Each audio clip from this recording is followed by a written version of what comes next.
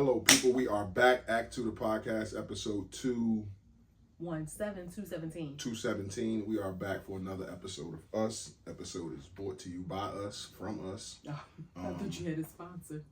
We sponsor, I sponsor myself. Yeah, we're back for another episode of Us. You know the platforms you can catch us on. It's Instagram, it's YouTube, TikTok, Facebook, Apple Podcasts, Spotify, iHeartRadio, Amazon Music, Podcast Index, Podchaser, Google Podcast, Player FM. Type us in, like, comment, subscribe, share, all that good stuff. Let's get right to the show. How are you? What happened? I bit my tongue. Oh, I am. Shit, that hurt. You need some water? It hurt like a motherfucker. Why hasn't anyone found a cure for a bitten tongue? I guess your saliva heals it. Your tongue heals. Like one of them things, like a funny bone. Yeah. Like hitting your funny bone. Damn. I'm doing well. I would say mentally probably a 9.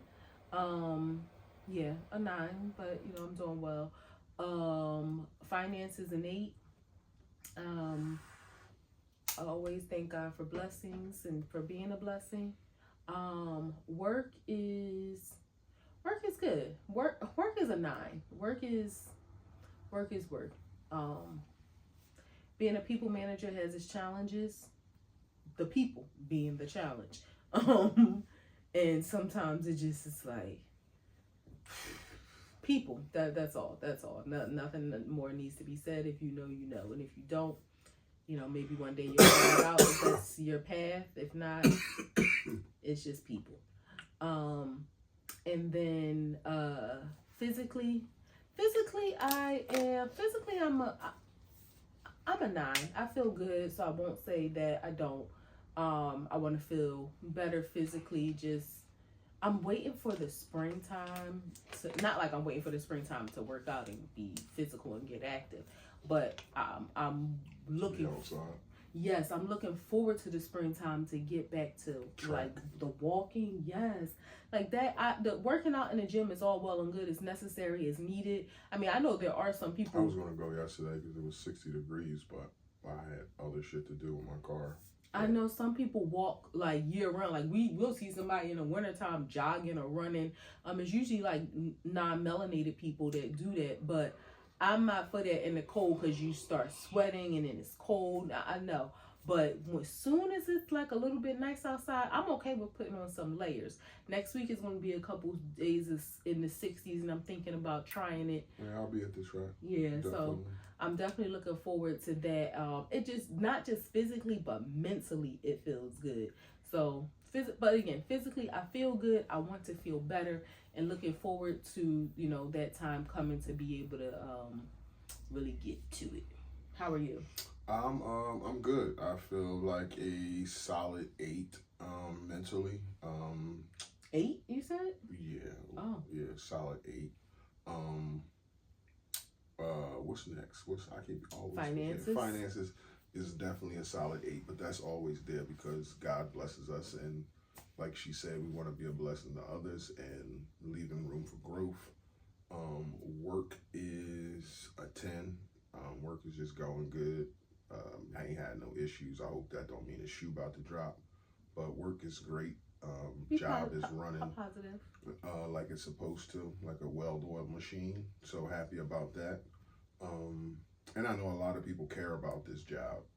I mean, I care about it too, but a lot more people care about it a lot more than I do. People got to have money in it and shit like that. So investors. Yeah, I'm happy that that they're happy. Because the trickle-down effect is real. So if I'm happy and I'm not the guy investing in it, then that means the people above me are happy. So that's all good. Physically, I feel like a solid 9. Back at the gym, went the other day just to do some walking. This is after my doctor's appointment and talking to my doctor and seeing what I can and what I can't do. Your first post-op? Yeah, my first post-op appointment. It went well. There was some touching. I had to tell the lady to stop touching. Were you nice about it? Yeah, she was just cleaning off my cut, and it was like, all right, I want to get it clean, but that's getting irritating. Stop. Like, I don't do it no more. Like, if it's not clean, then don't worry about it. But by that time, she was like, it's all clean. So that was an experience in itself. But yeah, got back into the gym. I only been once, but walking on the treadmill, I'm restricted to like certain numbers as far as speed, absolutely no incline or anything like that. But it just felt good to be moving again. Like I was saying, I was going to go to the track yesterday because it was 60 degrees, but I had shit to do with my car. But just to be like walking again, like at a regular walking pace, as if you took a walk around your neighborhood, like that just feels good to be doing again. So I can only imagine when I get to a point where I'm out of breath again from working out. Like that's what I'm looking forward to, is being, you know, throwing yourself around and being out of breath again, like that type of stuff, sweat. But you know, it does feel good just to get back moving again. I've learned some things about my body, like when you get cut, you got scar tissue. The scar tissue in your body is the hardest at 6 weeks. And, you know, although you might feel like you can move, you know, you can tear it again. So I definitely don't want to do that to myself. Yeah, so that's where I'm at. It makes you think about, like, you know, 6 weeks is that number we always hear about. I know the surgeries that I've had, it's like 6 weeks is the recovery period. But when people have babies, they give you that 6 week mark. And you think about the people who don't wait the 6 weeks in. I get it, you know, you in love or whatever, you're in lust, but that's dangerous. Yeah, and also just knowing like how the body works, and like I had hernia surgery, so I have mesh, and so like scar tissue grows over the mesh. I just learned some things, like when I'm all the way healed, like the doctor was like, when you do lunges, you might feel like you tore something because your scar tissue is all tight and it's hard, and you got to kind of manipulate your body again to soften it up, because when you go to lunge, it's going to be like ripping that scar tissue, and you could feel that. So it's just like, it's not like you're busting out again, but just be where you might feel something. Yeah, so just take it easy. Don't be doing like the splits at 6 weeks. Right. You know, don't be haul-assing on the treadmill at 8 at 6 weeks, because you got to gradually work yourself into it. 8, that's fast. Yeah, so I mean, or 5. Like, just don't be doing no sprinting at 6 weeks. But at 6 weeks is the hardest that your scar tissue is. So yeah, I learned a lot of some stuff about nerves and all that kind of shit. But yeah, I'm back per se. Not really back, but you're on your way back. You're on your way back. Rest in peace to a legend. Angie Stone died. Wait, really quickly, no wows and woes for this week? Oh, I'm sorry. Damn. Yeah, go ahead. My mom was... No, you go first. My wow is that I feel better than I did 3 days ago. My woe is that I don't like beefing with you. Yeah. I probably can piggyback off the same woe, definitely. You know, it's like 6 and 1. Actually, my wow and woe are duplicitous, I guess, if that's the right word, where the woe beefing with you, I hate it, you know, when we not seeing eye to eye, we're just not us. And then the wow, in a sense, is I love our growth over the years, that these moments aren't as frequent as they used to be. Like, we've come a long way. Still doesn't feel good, like I'm not justifying it, but you know, I'm just happy that I feel like in one period we was on here probably saying that pretty often, saying like, you know, our woe being us saying like, you know, just kind of bummed that we are in a good place. I'm sure there's a few pods like that. Yeah, but you know, that isn't. For 217, I would think just 10 to 15. I mean, that's not a small number when you think about 217. Yeah, but even I understand what you're saying. Yeah, but even pre-pod, I'm happy for the growth that we've experienced together. We together and individually still always have work to do, but I'm just happy for the love between us. Yeah, I'll leave it there. Good. I just want to say you're my best only friend. And when we're not talking or shit is being worked out, I feel real alone. And I'm just gonna leave it there. I don't want to be emotional. Have a kiss. Is that gonna make you emotional? Yeah. I'm just looking at you right now. Just give me a kiss. Okay. Rest in peace to a legend, Angie Stone. Yes. She passed away in a car accident, 63 years old. We was just vibing out to her before the show. Mm-hmm. She One of my favorite songs. Did you know that? What that? My Sunshine, No More Rain. No, I didn't. I didn't know that was one of your favorite songs. I like it a lot too. But rest in peace to Angie Stone. Condolences to her family. She just got done doing a show and was on her way to sing the national anthem at another venue. It's just, again, shows you how fragile life is, and you never know when your ticket can be punched. You just don't know. You have plans to go do something. You have plans. I'm going here to sing the national anthem. You're doing something positive. You're just, you're earning you're living your life, earning your money, and then something like this happens with an 18-wheeler truck. So yeah, it's just a sad thing to see Angie Stone pass away. I saw some clips that came out that was speaking of the way she was speaking about her royalties and things like that. And I know she's a dope-ass songwriter. Well, she was a dope-ass songwriter. But yeah, and the way that rest in peace to her and condolences to her family. I bring this up because I wanted to say that, but the way that they announced to the crowd that she was going CIA to, game, yeah, like, hey, we had the legend Angie Stone about to come, but she died.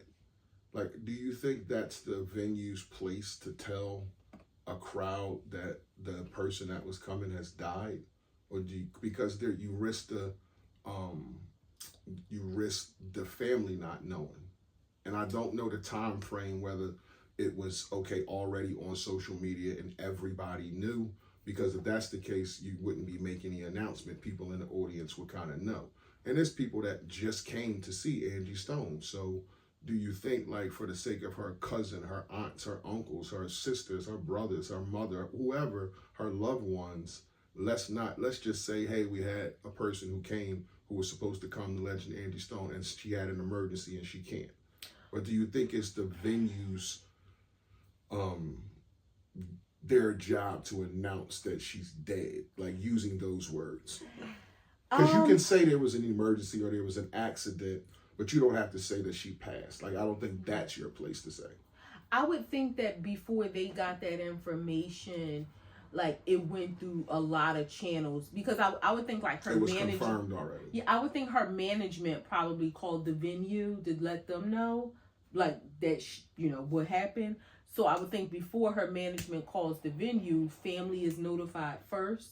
But I do think that it was a better way that it could have been said. I felt like the announcer was kind of in shock as he was speaking. It didn't sound like he was being catty or malicious or messy or kind of like trying to be like the shade room.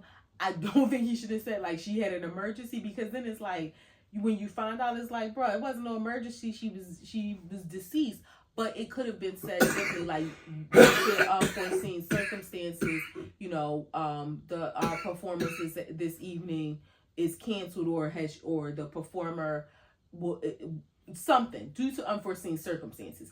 But not to say, like, she had an emergency. That would have been a little weird to say. Well, you had an emergency. You think, like, she was on her way here. She had, even if you want to think along the lines of she had car trouble or flight trouble or missed a flight or anything like that, emergency can encompass all that. But to say she had an emergency, I mean, I don't know. That just, or there was an emergency, or maybe there was an emergency. Yeah, you're right. To say she had an emergency almost sounds like a health problem. And it gives it implies, like, or she might be around tomorrow or something like that, when you know that she is unfortunately deceased. Mm-hmm. So I think it probably, but to me, when I heard it just kind of sounded like he was in shock himself, and he didn't prepare. He probably wasn't, prepared to publicly speak in that forum. But yeah, to announce that and it was a college basketball game, like, to announce that at, You would never hear anything like that at like an NBA game, no matter what happened. But I think when they Kobe are more died professionally. And it was confirmed. They didn't say it at basketball games. I think they just kind of let that shit linger through it. Like you just seen people crying. But you think about that platform and the people who work in that capacity on the NBA level. They have that training. Where someone at a college basketball game, I think it kind of caught them by shock. So, yeah, I think it could have been something said differently, but I would assume that before the venue knew that her family and all of them were notified. Now, did it get through all the family members? That's what I was going to say. Probably That was not, my but she got point. 2 children, and as long as her children, and I don't know if her parents were alive, they knew, then it's kind of like, okay, that's their responsibility to, and I don't know what the time frame was. Was it an hour after she died? I don't know. That's why it's an assumption and speculation. Because if the time frame lines up, then it's okay to announce it because everybody in the stands is probably reading their phones and say, hey, yo, is this true or not? And then the guy comes on and says it. I get it. But I mean, even if it wasn't there yet, because she was driving from Alabama to Maryland, so where in the travels, like was she was she driving from Alabama or New Orleans? Alabama. Okay, and it happened in New Orleans, right? Yeah. So she probably had, my mind is thinking, that might have been like the next day that they announced that. So it was a time. I would think there people was a gap. But even that don't make sense because they said a lot of people was there just to see. No, I'm not saying people knew as far as the public. I'm just thinking about her family knowing. Like it was enough time for her family to know. Right, because I'm thinking if you got 25 family members and you're right, your 2 kids know. Yeah. But that don't mean your aunts and uncles and nephews don't pick up the phone and see on Twitter that Angie Stone died. And they was putting the car and the wreck and all that kind of shit out there. But I would think that depends on the closeness of the family. Because, I mean, God forbid, I don't even want to put us in that situation. But if somebody's parent passes away, if you're close with your cousins, you're close with your aunts, that's probably going to be like, or if your grandparents are still alive, once you find out your parent passed away, that's going to be like your next 2-3, like, I would think your family would know within an hour or so. Now, if a day has passed and you got cousins and aunts that don't know, they probably ain't close. Nah, I would think if you have a family of 35 family members, aunts, uncles, cousins, and shit that you see during the cookouts, your mom, dad, and your main grandparents. I think if grandma died, let's just say people live in different states. If grandma died, I think within 24 hours it would take to get through the family. I don't even think that long. You think it would be an hour or so? I would say no more than 6. For all 35? Okay, 6 hours. Because you got to think too. Yeah, I would think no more than 6. And that's a stretch. Because people going to call. If somebody don't answer, they going to text. Give me a call. I got to tell you. Or some people might just be ignorant. Angie died. Call me. You know what I mean? Like some people, I'm just saying, people. You ever see people that they make jokes about older family members on Facebook? That you post a sexy picture at the club and they post, "Hey niece, you look nice. Give me a call. Uncle Earl got cancer." And it'd be like, "Damn, grandma, like why you had to post this?" Like that kind of. Or they call a couple times, you don't answer because y'all don't mess with each other, and they text you like, "I was only calling to tell you your sister died." Yeah, you like what the hell? Yeah, so I'm just thinking with technology and the way phones are, again, if you have that close relationship, I mean, I can see 6 hours. If you talking about 35 family members that live across 10 states. My grandpa died almost March 27th will be 26 or 20. I think so how long you will think be a year before everybody in the family knew? 2 hours. Everybody in the family? I think my out of state and everywhere. Once my mom, so my aunt was the first to know because she was the one that he lived with. She told a couple aunts. So, and you got to think too, it's not up to one person to call everybody. I'm so just once saying, that's why I said how long you think it would take to. I would think 2 hours. Verbiate. I'm thinking 2 hours, and that's like max, because again, once you tell this person, you like, all right, I know she gonna call them, and you tell this person, all right, she gonna call them, or let me call these two people. Like, you know, my mom knew. What if this aunt got 10 people to call and she only can get in touch with 7? What if this aunt got 6 people to call and she only can get in touch with 4? What if this aunt got 8 people to call and she only can get in touch with 5? So everybody made their calls, but they still got. That's why I said within 2 hours, because just this ain't back in the day. You can't get in touch with somebody. You gotta wait till they get home to check the answer machine.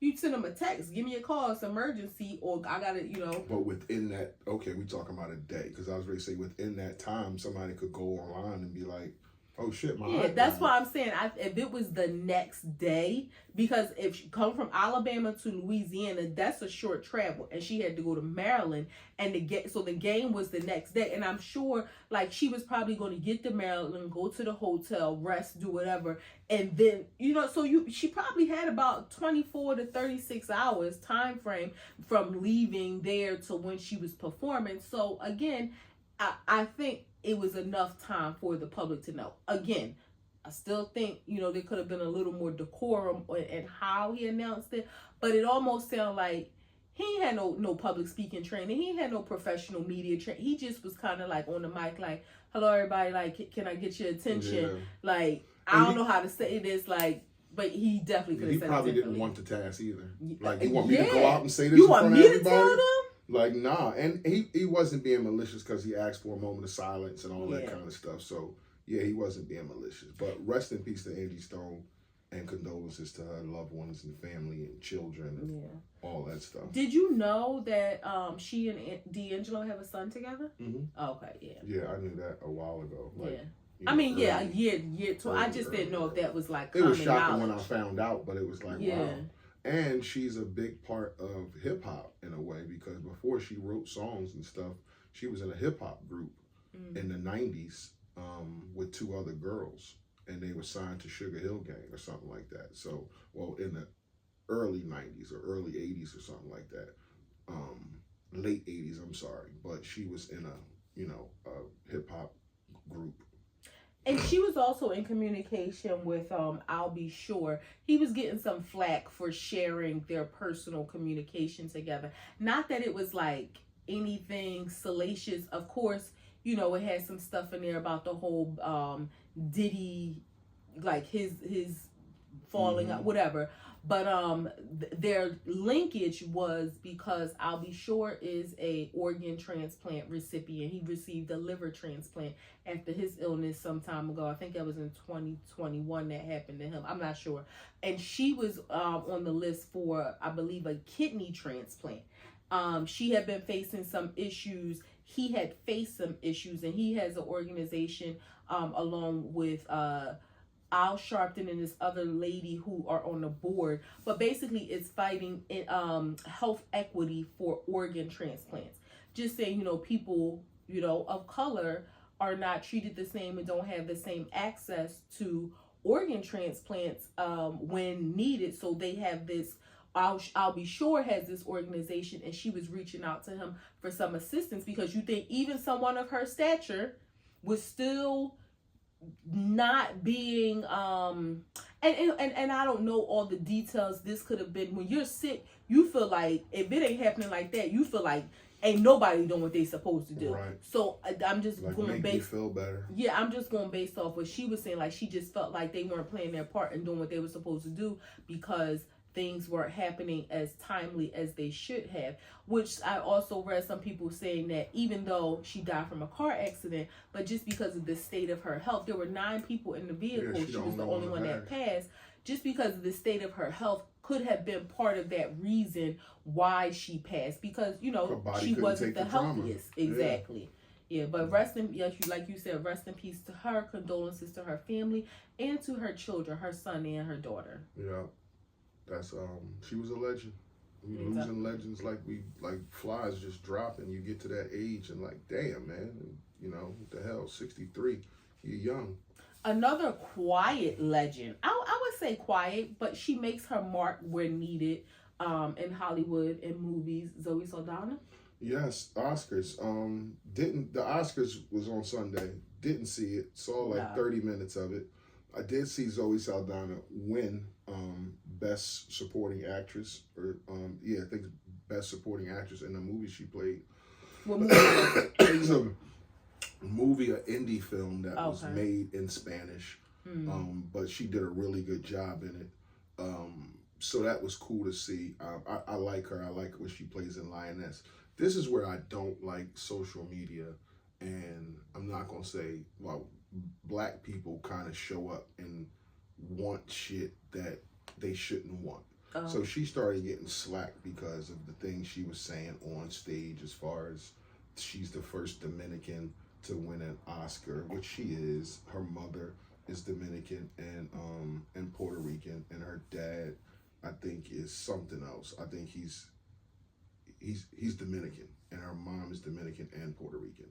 But people in the comments just tore her apart because it's like, why would you get up there and say you're the first Dominican? You represent black women, and you didn't say you were black, and all your roles you play in shit be black women. When you're in Lioness, you're a black woman, and like just all this, you don't represent black, and because of her looks and how she presents. But she did this movie in Spanish. It was a Spanish movie. Her grandma, like, you heard the speech. You didn't hear it. You wasn't in the room. But she was just like crying, looking for her mom, and saying that if her grandma was alive, she would have loved to hear me do a whole movie in Spanish because it's our language and this and this and that. And I'm the first Dominican to ever win an Oscar. And she was like cried the whole time. She was so happy. But that's what people had to say, that Zoe Saldaña walks in Hollywood and represents as black through the roles that she plays.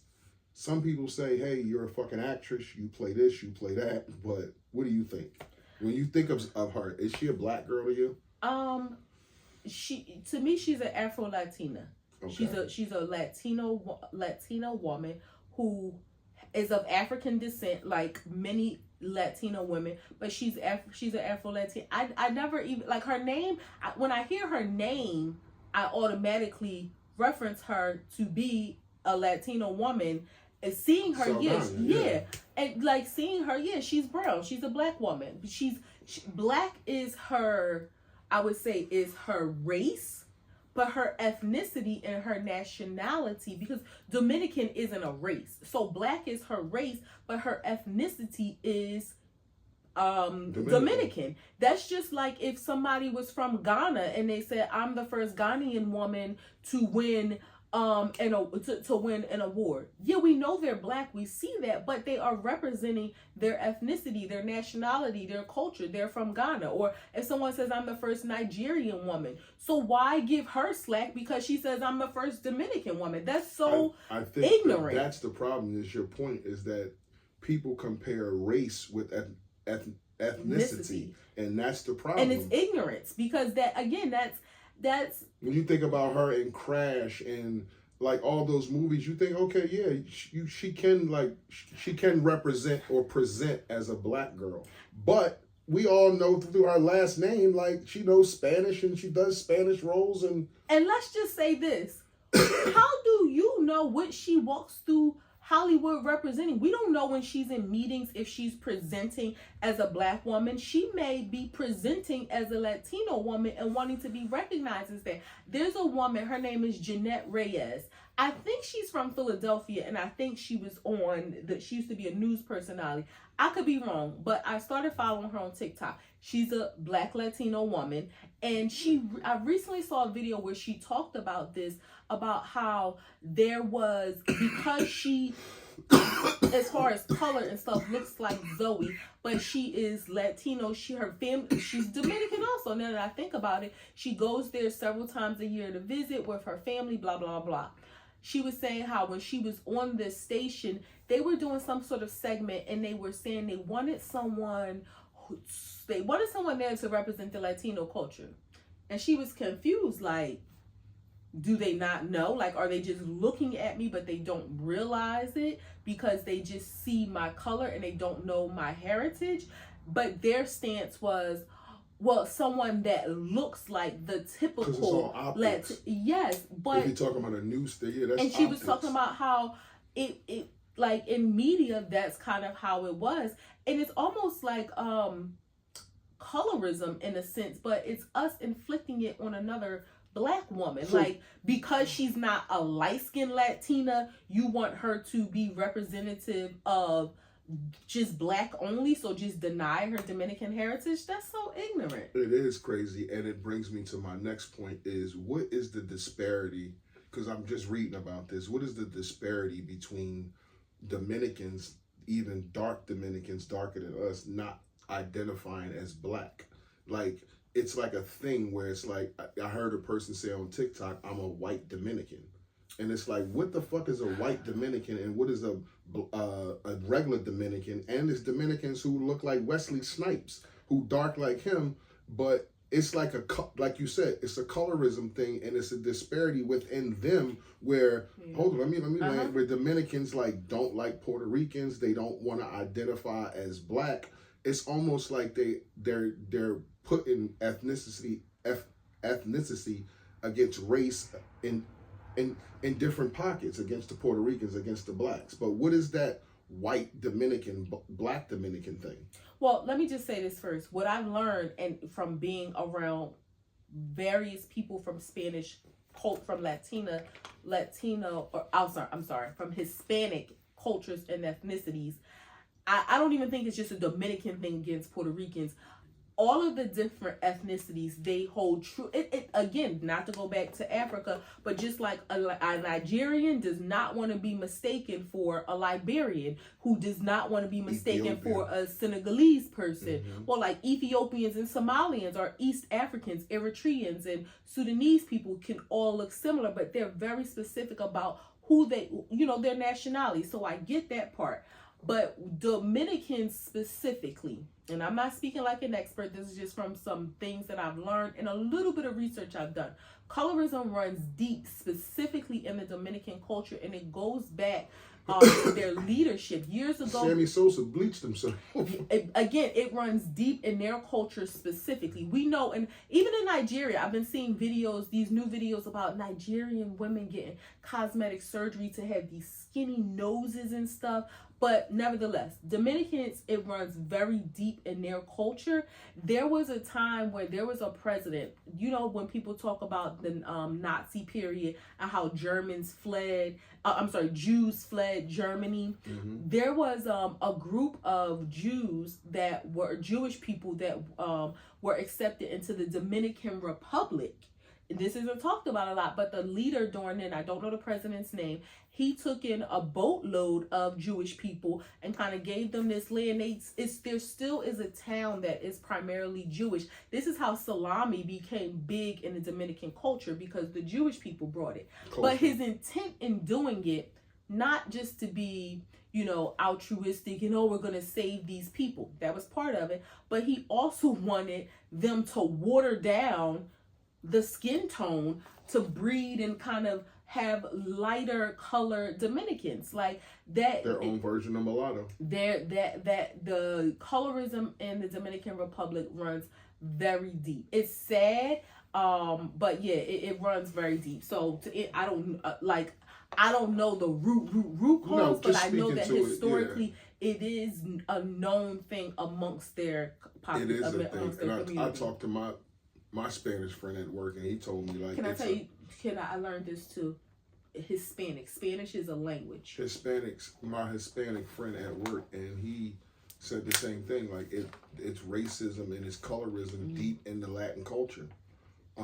But shout out to Zoe Saldaña. I like her. I never looked at her like she was a Black woman or presents like one because of her last name. Now her roles, looks like, but again, even in Lioness, are they saying this is a Black woman, or are we just seeing, like, we know she has a white husband in Lioness, but does she ever say, I'm a Black woman? No, but I think that she presents as one in the show. Like, I think the show probably was like, when they wrote the character, it was for a Black woman. So why wouldn't you, and I'm not saying you're wrong, I'm just playing devil's advocate, why wouldn't we think it was just written for her, us Hispanic woman? You could think that. I'm just saying it looks like that. Like the way she doesn't speak any Spanish, Because she doesn't optics, have an accent. like you Yeah, said, the optics of it. She doesn't talk to the kids about Spanish or anything like that. So that's makes what sense. I'm saying. Makes sense. That definitely makes sense. She never uses her Spanish language in most of her She don't lean into it in that show. That makes sense. But hey, shouts out to her. She won an Oscar. The kiss was the big part of the Oscar. I saw this afterwards that 20 years ago, I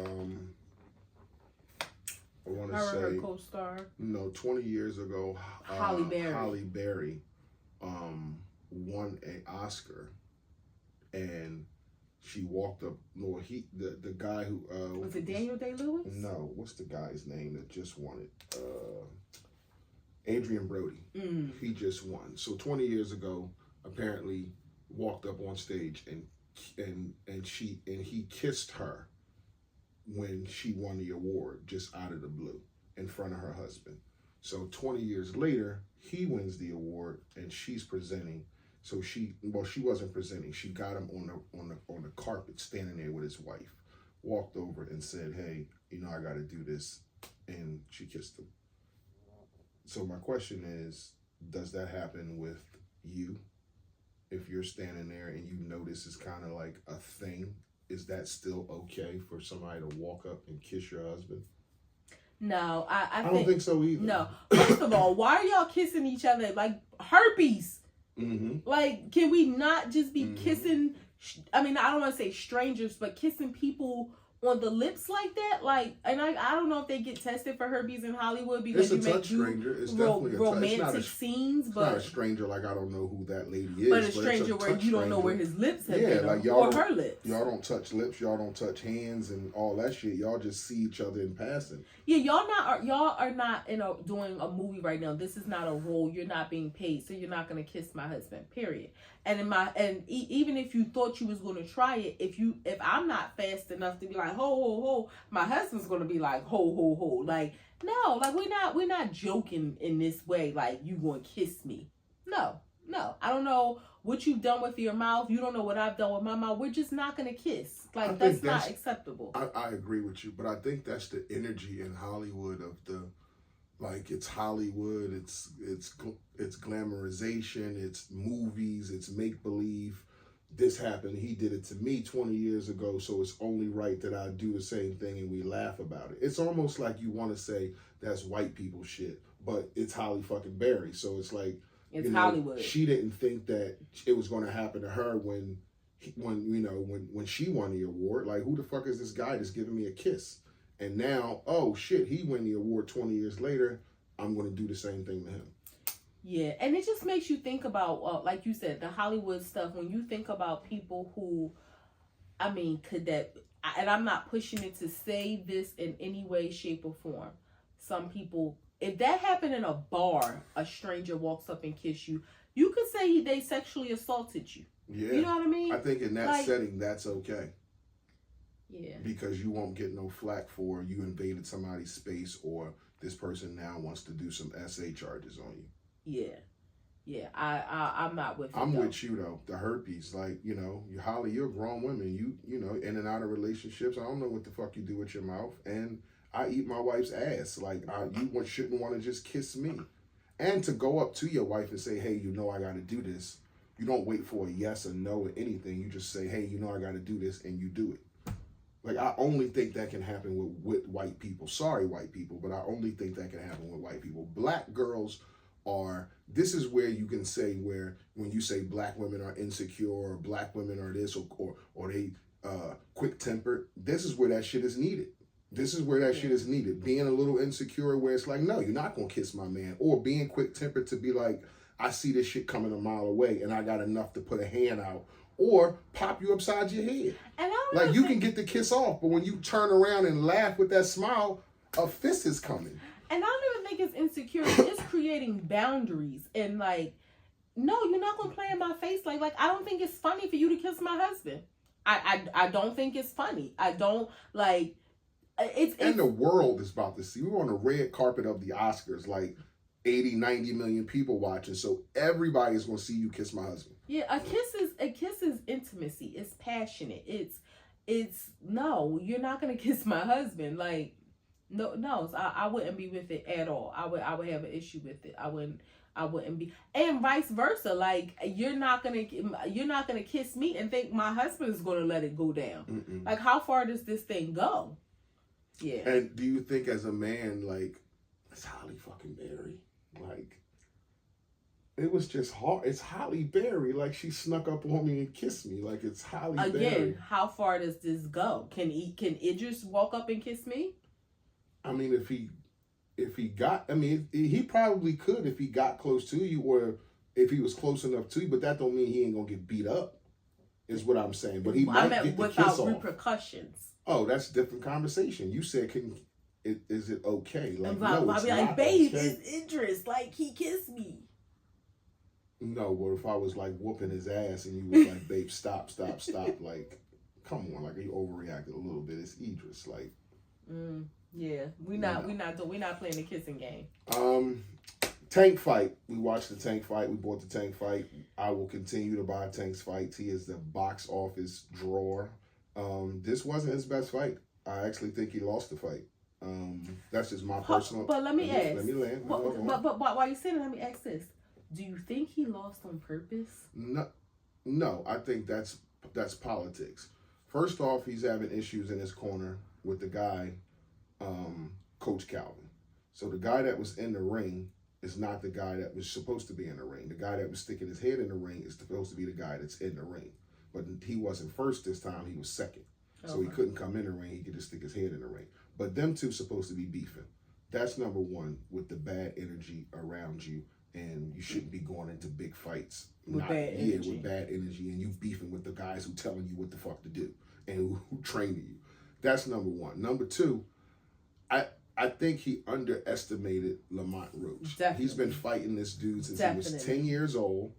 I think he knew him, and I know he knew him because he didn't want to talk shit in front of his mom in the pre-fight press conference where they usually talk all that shit. I'm gonna fuck you up, kick your ass. He didn't want to say none of that because the boy mom was there, and he kind of looks at her. Yeah, he's like, nah, I ain't gonna do all that.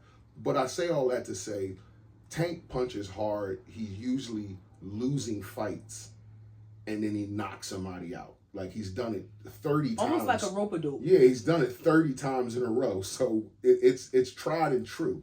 But he couldn't do it to Lamont Roach. The dude came to fight. He can take a shot. He can fight. And Tank couldn't close the deal. He tried to, at the 8th, 9th, 10th, 11th, 12th round, he tried to knock him out, but he just wasn't falling. And if that knee he takes because of the hair grease or whatever, if that knee is called a knockdown, then that's a 10-8 round, and automatically he loses the fight in a unanimous decision. So I think he lost the fight. The fact that they didn't call that a knockdown, that's why it was a draw. But if that round is a knockdown for Tank, that's automatically a 10-8 round, and he loses. I mean, the judges have to score a knockdown. That's how all knockdowns are scored, 10-8.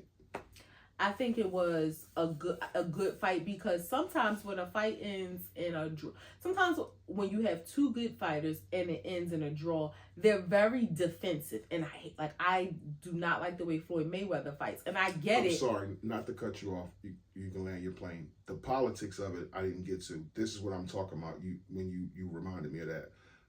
When they see that Tank is losing the fight, he's the biggest draw in boxing. So I think it's par for the course to have a draw than to say he lost, because now who's going to put asses in the seats the next time he fights? Right.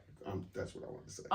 So what I love the fact that although it ended in a draw, it was a very good fight. Like, they weren't just defensive trying not to get hit. They was hitting, they were getting hit. I definitely think he underestimated Lamont Roach. And I think that he wasn't, I don't want to say he was scared, because I think he then went into the defense when he realized, oh, how good he really was. I think Tank could have got him if he went a little harder, but he was afraid of, if I go a little harder, am I putting myself in position to potentially get hit or get knocked out as well? So I think if he fought a little harder, Lamont would have fought back a little harder, but I think Tank could have got him. Now, I don't think he lost on purpose, but I just saw some rhetoric of people saying, yo, y'all forget, they really cool, they homies. He let his homie get some shine, get some paper. They're going to have a rematch. Like, he did this for his homie. He could have won.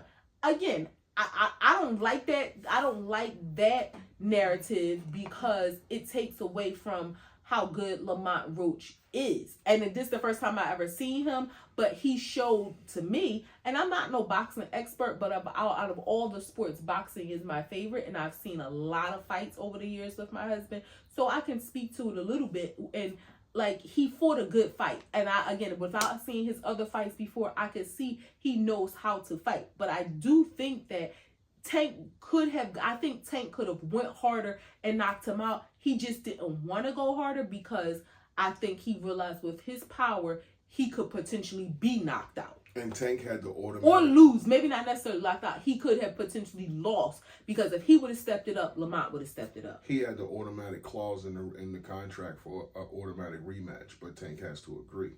But Lamont said he did that just in case he lost because Tank doesn't usually do that.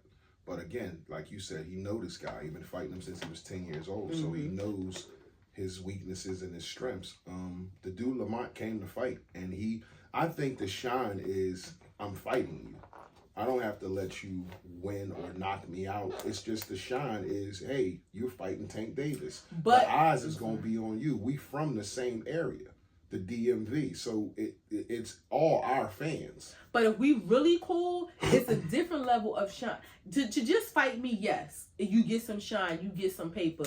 But who, like, do you remember, like, I mean, unless they were big, Ryan Garcia, who were some other names that Tank has fought? Some you may remember, some you may not, because they lost and we never seen them again. So it's a different level of shine where you fought Tank and you didn't lose. Well, that's everybody a different he's fought lost. But that's what I'm saying. And if they weren't already a known name like a Ryan Garcia, we don't remember who they all were. He had 30 fights. Yeah, but he's fought some Spanish guys, some great boxers that you probably don't know, or the average, the boxing fan who only just watches sometime wouldn't know. But he's knocked out some Spanish guys that were champions, and he took their belts.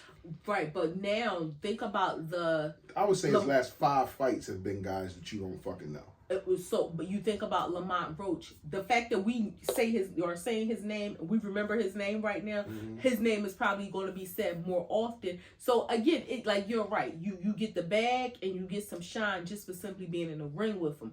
But it's a different level if, you went in the ring with him and you didn't lose like the last 30 guys. But if now we checking for you. If you my homie, then it's going to be like, yo, I'm the top dog. I'm going to give you this shine. If I'm doing this, I'm going to give you the shine. You're going to get the bag. But now you can get 2 twice. fights. So I'm not going to let you beat me to knock me off the throne. You know what I'm saying? But That's I'm going to give you the shine just by you fighting me. So even if you lose, we got the rematch clause. If we opt to do it again, we can do it, we can do it twice. But you're going to make more money than you ever made at any fight. Yeah. It was a good fight. I mean, again, it was a couple If it's times. the homie thing. Like, if I'm really doing it as a homie, then that's what I would do. It would be like, yo, I'm going to do this, but, It was a couple times where, it looked like Tank was going to get him. And then a couple times where it was like, it's... What do you think about the hair grease? Oh, my goodness. So, and I don't know her name. The girl who braided his hair, TikTok. Let me tell you. I know, I always read comments everywhere.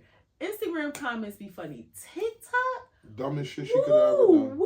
They will drag you. Yeah, dumbest shit she could have ever done. She posted that so happy, like, this is the once in a lifetime shit. They was like, you the reason? Like, girl, the shine you wanted backfire. He threw her under the bus though. He didn't have to. He could have just said something, because when he said something when it was in his eye, in my mind, I was thinking, this was just my mind going down a rabbit hole. I'm like, wow, I know as a regular human walking, if you get an eyelash in your eye, how uncomfortable that is. That's where but I'm just saying, that's where my mind went when he was saying something was in his eye. And I'm thinking, damn, never seen a fighter say like, oh my God, so I never thought he was going to say the hair oil. He threw her under the bus big time. Yeah, but as your hairstylist, as the girl who does your hair, you support that. You shut the fuck up. You don't say, hey, I don't put that much grease in your hair. You just lost yourself. He might give you $1,000 to do your fucking hair. You got his business, his friend's business, if they got braids or whatever. You just lost business because you wanted 10 minutes of shine. Like, that's your customer. You support the lie. You say some clever shit like, damn, my bad. I'll try to do something different. Your braids look fly though. Yeah, like damn, my bad. It's on me. Like it was my fault. But you don't throw him under the bus. Like that's your fucking client who probably comes in there. You charge $200. I'm sure he don't just give you $200. Mm-hmm. I'm sure he got friends that come in there who got braids. Yo, braid my man too. So it's like you lost business for what? 10 minutes of TikTok shine? That shit gonna go away. Like other than that, what people checking for you for? Yeah. It's not like you're going to get this influx in braids when they seen how you acted with him. Yeah. And sidebar, just not related, but talking about TikTok comments, if you have not, look at Target's TikTok in the comments. Whoever is their social media manager must feel like, I want to quit. No matter what they post about anything, everything is about them not supporting DEI. Like, it is insane. I just feel like they need to give it up. Don't even post on social media. But go ahead. I digress. 3 grams. Trump's tariffs in effect. They went into effect Tuesday, I think. Tuesday at midnight. Yeah.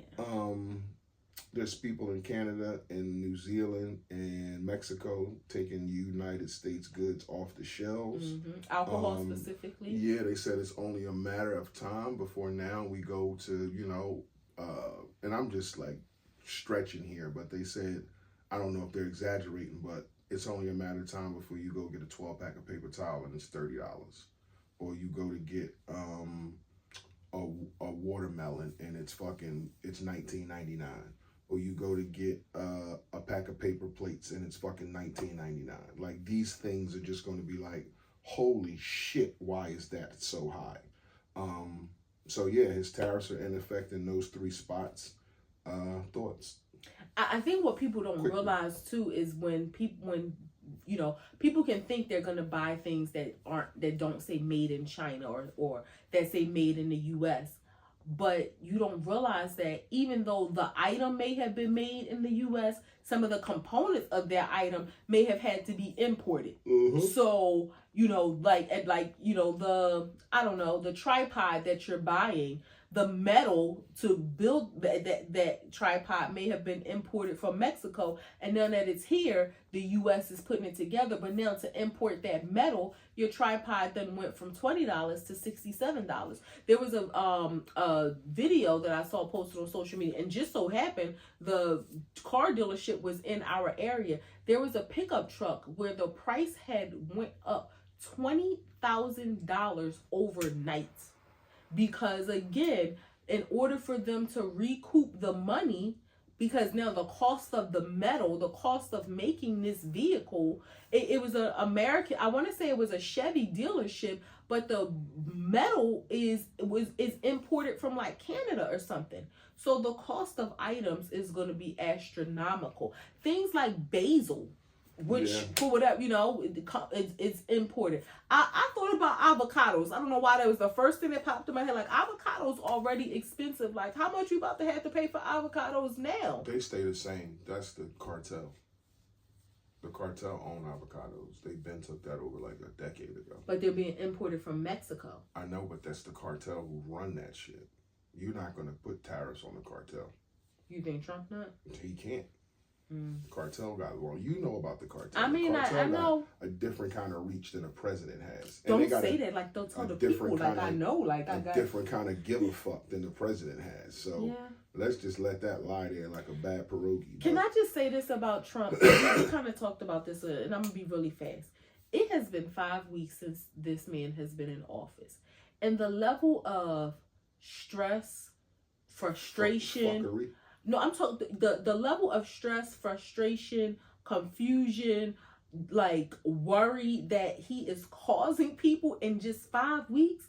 And you're saying that we have to deal with this for 208 weeks is insane. Well, it's insane. I understand that some people have to deal with the stuff that he's dealing with, but everybody doesn't have to dwell on every goddamn move that he makes and cause themselves stress just because. There's some people who it directly affects, and I think that's a shame, and I think those people, you know, they're dealing with that the best that they can, but for some people that just go online and want to be mad about some Trump shit and watching every move he make and wanting to be upset about shit that ain't got nothing to do with them, that's not. No, but if you think about how widespread it is, teachers have to worry about their jobs with the U.S. the Department of Education, how that's going to be impacted. People that work for federal government, whether it's the IRS, I see what's going on.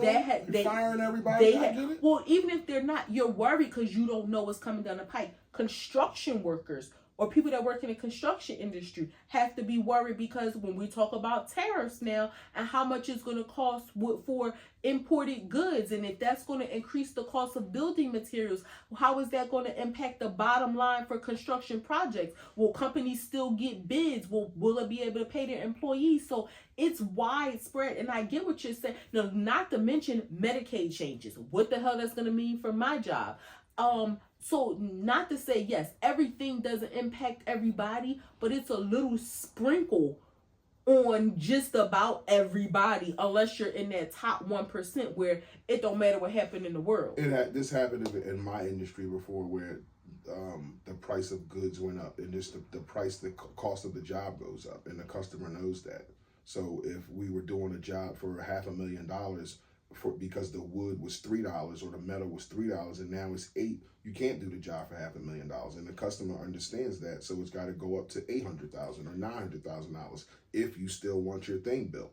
But that could result in less customers because less people may be able to. Yeah, less people may be able to afford it. But I mean, you supplement where you can. It's just a huge ripple effect. It is. And and the ripple just start. That's my point. The fact that the ripple is just starting, and yes, we don't want to be tuned into everything that's happening. You ain't seen the wake yet. He just threw the rock in the water. Exactly. He's also thinking about pardoning Derek Chauvin. Elon Musk put that in his ear, said this is something to think about, and Trump said yes, it is something to think about. Like, what do you think that'll do to whites and black? Like, I think in the 4 years that he was president before, there was damn near a civil war with the stuff that happened in Charlottesville and in the wake of the George Floyd killing, which Derek Chauvin is what they're trying to pardon him for. But what do you think that'll do if, like, we just see as black people? First off, we see the whole country voted in Trump. We see that, so we know where we stand. Then you see they let the guy out in like the biggest murder in TV. You know, they beat Rodney King, but he didn't die, but we saw that. But George Floyd was a different animal. And it's like the world came together and was like, no, that shit is wrong. And then they let the guy out. I saw a video. And can't charge him again, like you're pardoned. I saw a video from a lady, and I've been processing it in my mind because it's one of those things that, we're not going to be out there in the street, but it's really a hard pill to swallow. But what basically she was saying is, don't take the bait. If they let them out, let them out. Don't be in the streets making I'm not going to say making a fool of yourself. Don't be in the streets protesting, setting things on fire, because these are the things that they're looking to bait us in, so that now if we're out there and then they're gonna send the police, the troops, whoever out there to beat more people, to kill more people. This is the bait that they're trying to set to enrage us, because they know that's what's going to happen. Trump, you know what I feel like? What did a black or non-white person. So I feel like and I think I've said this before, like he's trying to get revenge for something. Maybe somebody did something to his dad, his granddad, but it really feels like he's trying to get revenge. But my point is, this lady, she was saying, don't take the bait, people. Like, if they let him out, life will take care of him. Karma will take care of him. God will take care of him. If they let him out, let them let him out. Like, don't get yourself in prison or killed because they let this man out and we allow that to enrage us. Trump was probably turned down from a black girl in school when he was in 6th grade. I put something in my story today where these kids are looking at these pictures. Of like emojis of a face from shades of white to black, and they ask them, what's the ugly baby? And all the white kids point to the dark, real, at the end, the real black baby. I think that's like back in Trump day. Like, he was one of those kids that picked the fucking black baby. Like, that shit's instilled in him from his father, and he probably was turned down from a black girl in the 8th grade and he never got over it. Or he was about to get his ass beat by a black dude, and he's got this fucking thing against other people. Yeah. And again, a lot of that old money shit is that shit is inbred in them. Like Anglo-Saxon what do you ideology. Call it? Yeah, like that ideology. What's the acronym that they call them? This WASP? Yeah. Them WASP people, like they are fully about white and white family and white Anglo-Saxon Protestant family. Yes, they're about white family, white, like we don't cross out of this white, and that's how this family is wealthy, and we want to keep it that way, and our grandkids and this and this and that, and that's how he come up, and that's why he's like that. That's why he's like that. Scram to Lizzo new look. Lizzo lost like 150 pounds. Like she don't even look like herself in the face no more. She looks beautiful, but if you're just you got to take a double glance to be like, oh shit, that is Lizzo. But she looks super dope and good. Have you seen her? I did. You know what? And I think she looks amazing. The thing that it's one of them things where when she was in the public, well, I mean, she's a public figure, right? But when she was her larger size and she was out there, be fat, love yourself, you're special, don't care what nobody say, kiss my fat ass, wearing, her ass cheeks out to the game.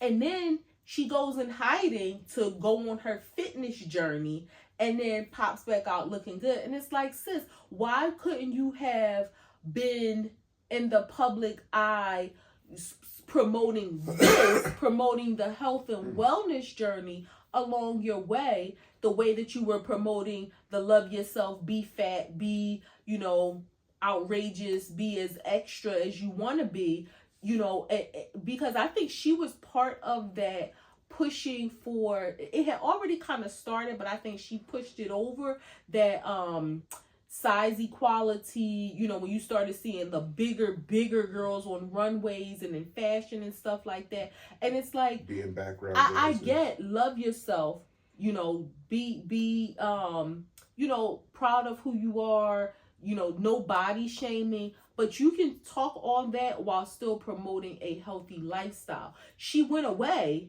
and then came back to show when it's like, damn, you left all your fat friends. Like, why wasn't you helping them?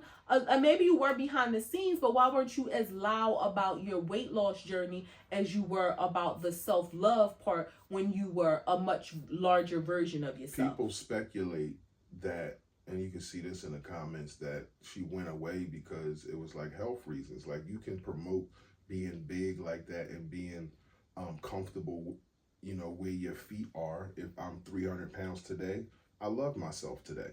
But that also was saying, people were saying, yo, you could have been getting diabetes, you could have been getting like cardiovascular issues, and now you got to go away, get healthy, and lose this weight to continue to perform, to continue to be an artist and not die. But why did you have to go away? Well, probably because she probably did it both where, and I don't know this to be true, but as I didn't look that much into it, but she probably did some surgery and was, had them videos where she was in the gym working out. I'm not saying she didn't do it all, in the gym, because I seen videos of her working out in the gym and doing shit, but I think she went away to have surgery and heal. You know, you got shit. But that takes 6 weeks. I don't know. Depending on how much surgery you have. Depend on your health situation. What if you got diagnosed with diabetes or something, and it's like, oh shit, I done told everybody be cool at 400 pounds, but I got diabetes and I gotta take insulin. But now I can't be doing this shit. Like the doctor told me I gotta slim down. Okay, but now's the perfect time to show people, change your narrative. Again, that word, change your narrative on social media. Say, you know what, love yourself, but love yourself enough to make those changes. So show your healthy meals that you're eating now. Show your workouts that, like, there's so many girls on social media. About when you say everything don't got to be shown on social media, where you say, some people say you got to show the bad shit. Like, maybe it's one of them things where that fall of, like you said, I agree with you, when you standing in that big girl, and then you realize, oh, this is a health issue, even though I'm saying big girl, but I'm having health issues, so let me change this. Like, that change of mind thinking is easier said than done. So maybe that shift for her was like, damn, I feel like shit a little bit. And I get it. People can change their mind. It doesn't make you a hypocrite. How you thought once, you learn new information, you think differently now, and that's all well and good. But again, you have to think about this, in this influential society, you want to be, you're an artist, that's first, but you also are an influencer to many. There was a girl who popular, I guess, like in the Philly scene, not on a national scene, I don't think, but in social media, and she used to always talk this self-love. Don't take no pictures with no filters. Love yourself for who you are, yada, yada, yada. Then all of a sudden, she pop out with a BBL. And it just made me look at her like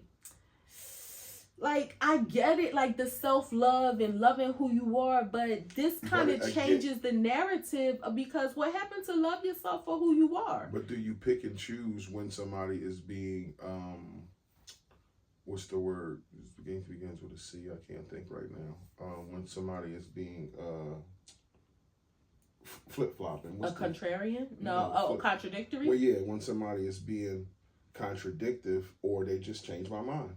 Like you said, you're allowed to change your mind. So when do you sit back, especially from somebody from the outside looking in, and say, hey, they're changing their mind, I'm giving them grace to do that, but I'm also going to scold them for being contradictive. Like, you can't have it both ways. I feel like this is why at a certain age, right? I'm 40, 44, 43? 44. I'm 44. I forget sometimes. You should know, and my sister and I have talked about this recently as it relates to relationships too, but at our big age, you shouldn't be at a place where social media is having such an impact on you. You're following behind people and being influenced and having their lifestyles as goals. You should be grown enough to realize this is social media. I'm gonna like it for the cute pictures and that's it. But these influencers have to be mindful, or should be mindful, of the younger generations who their brains may not be as developed, and they are looking to them, and they are being influenced by them, and thinking like, I'm just thinking about my niece, who, if she's following a girl who's like promoting all this self-love and love yourself and love your natural self, and, you know, don't let nobody make you feel bad about who you are, blah, blah, blah, blah. And then the girl pops up with like a nose job or lip fillers. It's like, what?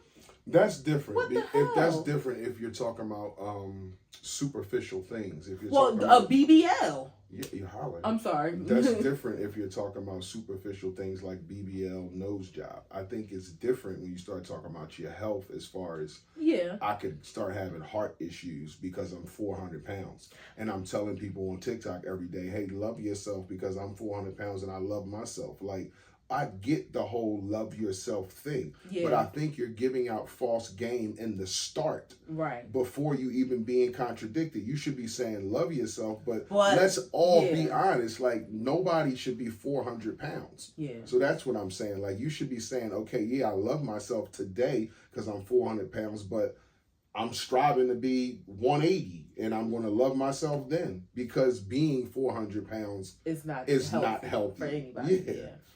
Last grant.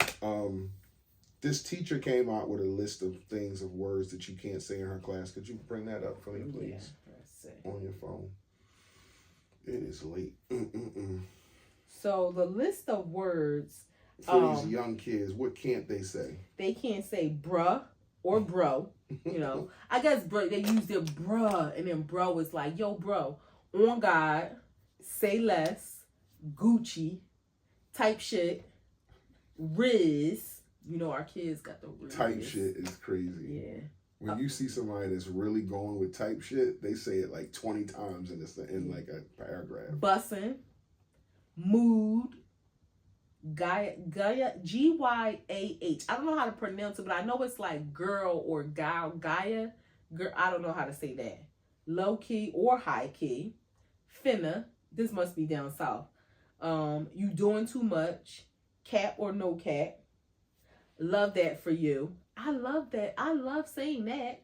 Sigma. I don't know how that's used. Me neither. And Baka. Baka. I gotta call my kids because I don't know Sigma and Baka like what that is. A lot of people gave this teacher flack talking about she's getting rid of free speech. You know, it's those ebonics. people, free speech. You should be able to say what you want and not be judged. If you were a teacher, first off, do you agree with the teacher having this list? And if you were a teacher, would you have a list?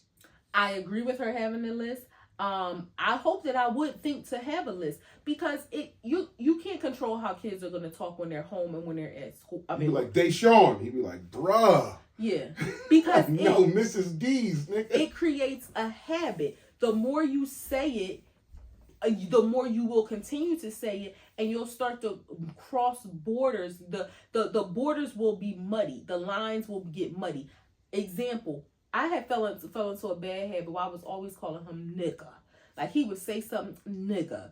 And it kind of started as a funny thing. If y'all saw Antoine Fisher, where it was sad. I'm not saying like that was funny, but where she used to always say it to him. And I started saying, but you saw when I started saying it, I kept saying it. And then I had to break that habit. So when you tell someone not to say something and you make sure they break that habit, it makes them conscientious so that these kids, as they get older and they start going into professional environments to handle business, that you're breaking those habits. Now, when they're with their friends, you can't control how they talk. But in my classroom, no, we're going to break these habits so that you know, like, you can't always speak like this, that you are conscientious when you're in a educational setting, and then it will, you know, transpire to you being in a professional setting. This is not how you should talk. I love absolutely agree. I don't think you should be in a classroom, and no matter, I'm not saying a classroom should be strict and all tight ass, but you can't be in an educational setting talking about no cap and type shit and well, fitna, I don't know. That's, you know. But that's kids, geographical. Yeah, that's geographical. Our niece starts saying finna. Yeah, I was about to say, people up north, they like use that as slang now. So it's said in New York, it's said in Philly. Like, I don't know, like it's pockets of people who say we do that. It on purpose. The exactly, South it's is slang. Embedded in them. Yeah, that's how they come up saying that. Like, we fitting to do something, and I don't even know what that would translate to regular English. We are getting ready to. I'm getting ready to go to the store. No, I know it. No, they shortening something. I'm finna go to the store. No, but they shortening something. Or you said I'm fixing to. Yeah, that's what I mean. They're trying to say something that they shorten. Yeah, which is still slang, right? Like fixing to, but that's where it came from. I'm fixing. I know what it means up here for us. I'm getting ready to go to the store. Yeah, then it will be I'm fixing to go to the store, but then it just went. I'm fixing to go to. I'm finna go. I'm finna go. Yeah. That's crazy. I think I would have a list. I totally agree with the teacher. Yeah. Yeah. You got to break those habits. That's peace. I wouldn't want my kid being in a room about to get a job and they like, listen, you need a couple more qualifications. And they like, bruh, that's cat, bruh, that's cat. What type shit you on? And it's like, what? Yeah. Like they gonna put a foul on you. Never gonna get a job. Ever. That's a wrap. Act 2 the podcast, episode 217, coming to a close. Instagram, YouTube, TikTok, Facebook, Apple Podcasts, Spotify, iHeartRadio, Amazon Music, Podcast Index, Podchaser, Google Podcasts, Player FM. Like, comment, subscribe. Share. Suscribe. I said subscribe. Yeah. do all that fun stuff. Y'all fuck with us, we fuck with you. Peace.